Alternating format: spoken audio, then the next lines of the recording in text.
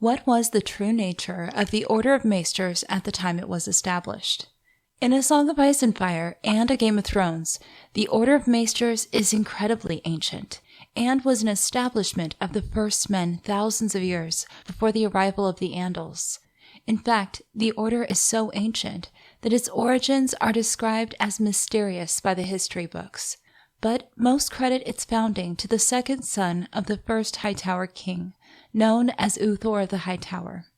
The son in question was Prince Peremore the Twisted, who was described as a sickly boy, born with a withered arm and twisted back. It is said that he yearned for knowledge, and to quench his thirst, he surrounded himself with wise men, priests, healers, wizards, alchemists, and sorcerers, known as Peremore's pets. And when Peremore died, it is said his brother King Urrigon established the Citadel so that they might continue teaching and learning.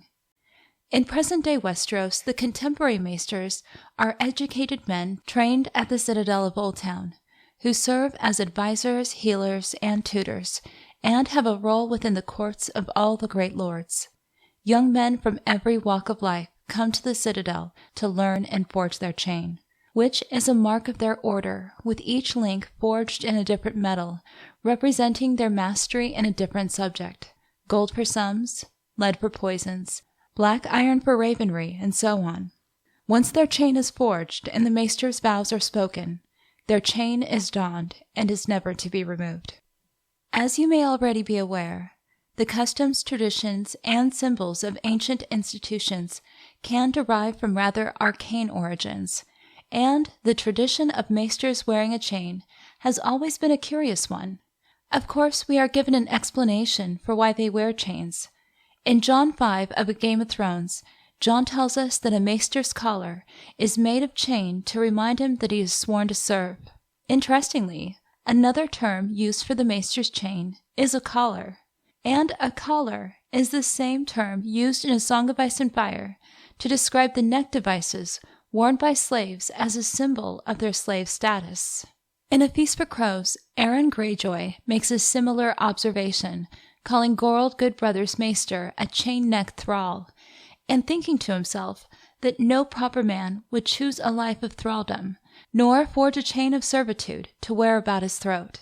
So, knowing that the Order of Maesters is incredibly ancient, it's quite possible this custom could be a remnant of its mysterious early beginnings.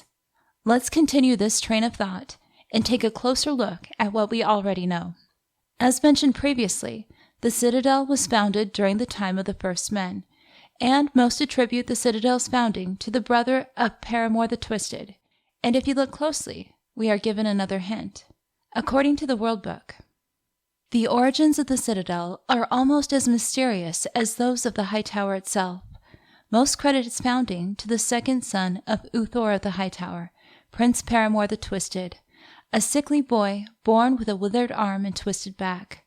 Peremore was bedridden for much of his short life, but had an insatiable curiosity about the world beyond his window, so he turned to wise men, teachers, priests, healers, and singers, along with a certain number of wizards, alchemists, and sorcerers. It is said that the prince had no greater pleasure in life than listening to these scholars argue with one another. When Peremore died, his brother King Urrigon bequeathed a large tract of land beside the Honeywine to Peremore's pets, that they might establish themselves and continue teaching, learning, and questing after truth.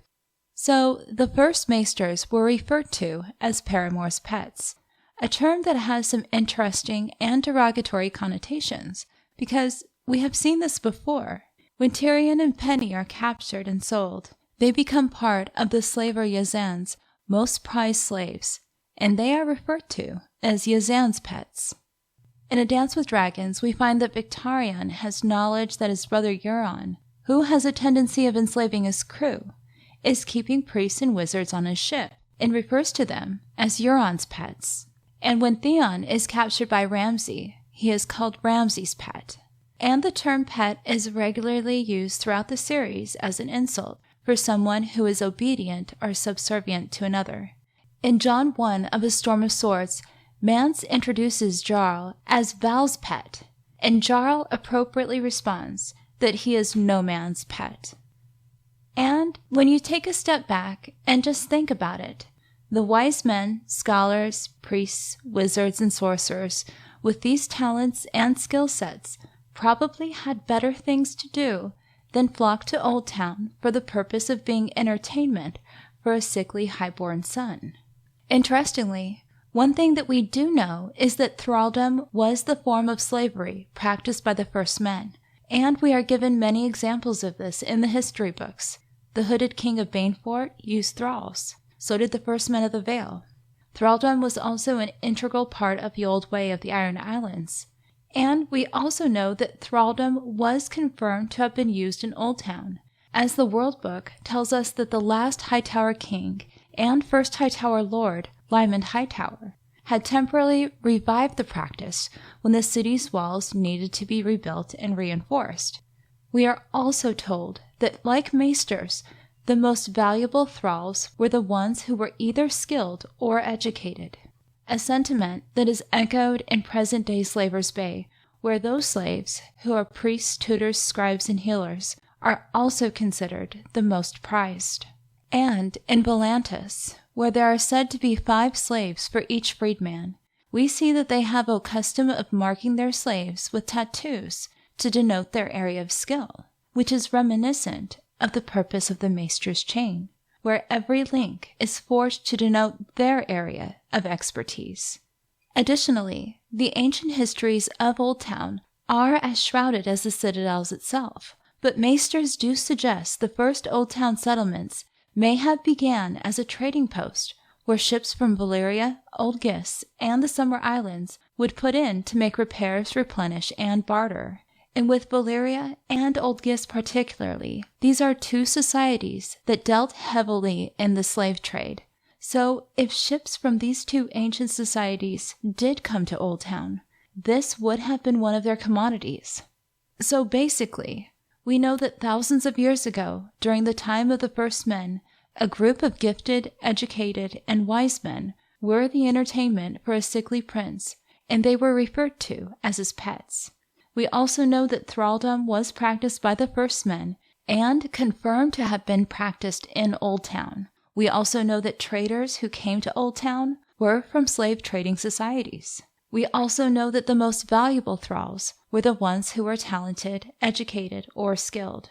We know that the maesters of present-day Westeros, who began as Peremore's pets, now wear symbolic chains around their neck that are referred to as collars. And like a slave's collar, they are never to be removed. We also see that the chain is used to communicate their areas of expertise, similar to the way slaves in Volantis are marked. So, when looking at everything as a whole, it seems quite possible the author may have given us all the pieces to solve the Citadel's mysterious origin. The first maesters, Peremore's pets, most likely began as thralls. A grim and dark origin for the most esteemed seat of learning in the known world. If you enjoyed this video, please make sure to do all the things. Like, comment, and subscribe. Thank you so much for watching.